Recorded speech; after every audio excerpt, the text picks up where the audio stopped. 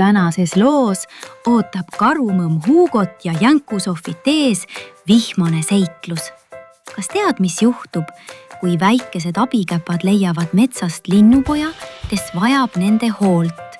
Tule ja kuula, kuidas headus muudab isegi tormise päeva soojaks ja rõõmsaks. Metsas oli tormine hommik. Vihm tilkus puude okstelt ja tuul kohises justkui laulaks mets oma ägedat mürglit täis laulu. Karumõmm Hugo tammus raskelt, kuid rahulikult mööda mudast rada. Jänku Sofi kepsles tema kõrval ning püüdis igale lombile hüppega pihta saada. Hugo, kas me tõesti peame vihmaga jalutama? Küsis Sofi, raputades kõrvu, kust vihmapiisad maha pritsisid. Hugo muigas ja vastas kavalalt. Mets vajab vihma, Sofi. Vesi loob uue elu. Varsti nägid nad, et tee oli täis suuri oksi, mida tuul oli sinna pillutanud. Sofi tahtis neist hoogsalt üle hüpata, kuid libises ja prantsatas porri. Oh, ei! Torises ta, pühkides pori käppadelt. Hugo ulatas talle käpa. Tule, ma aitan su püsti ja koos on lihtsam, ütles ta. Nad liikusid edasi, kuni kuulsid põõsa alt vaikset piiksu. Kas sa kuulsid? Sosistas Sofi ja hiilis lähemale. Seal värises läbimärg linnupoeg, kes oli pesast välja kukkunud. Sofi silmad läksid suureks ja murelikuks. Hugo, ta külmetab! Hugo kummardus ja ütles mõtlikult. Me ei saa teda üksi jätta.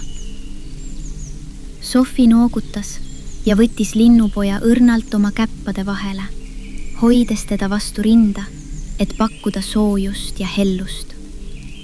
Kõrgel oksal paistis väike linnupesa. Sofi ohkas sügavalt. See on nii kõrgel, me ei saa sinna kunagi, ütles ta. Hugo muheles naeratades. Kõik pole nii võimatu, kui tundub.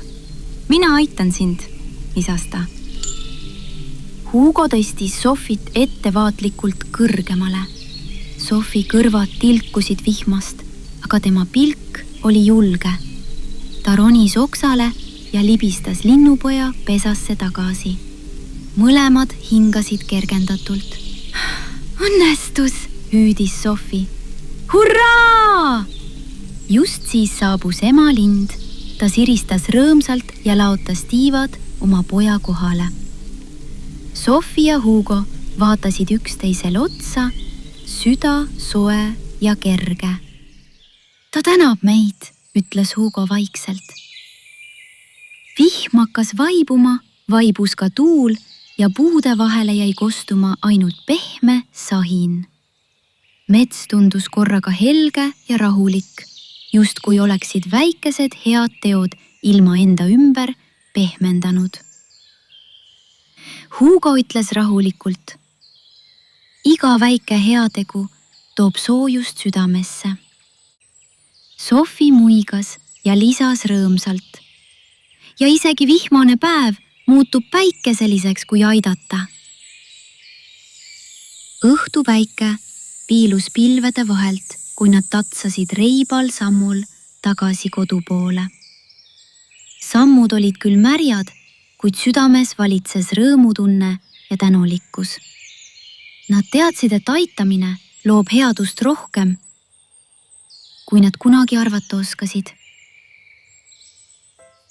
See oligi tänane seiklus koos karumõmm Hugo ja Jänku Sofiga. Nad õppisid, et aitamine teeb südame soojaks ja väikesed head teod loovad suurt headust. Uued lood ootavad sind juba peagi. Seni aga jää rõõmsaks ja hoia oma südames headust. Näeme varsti jälle!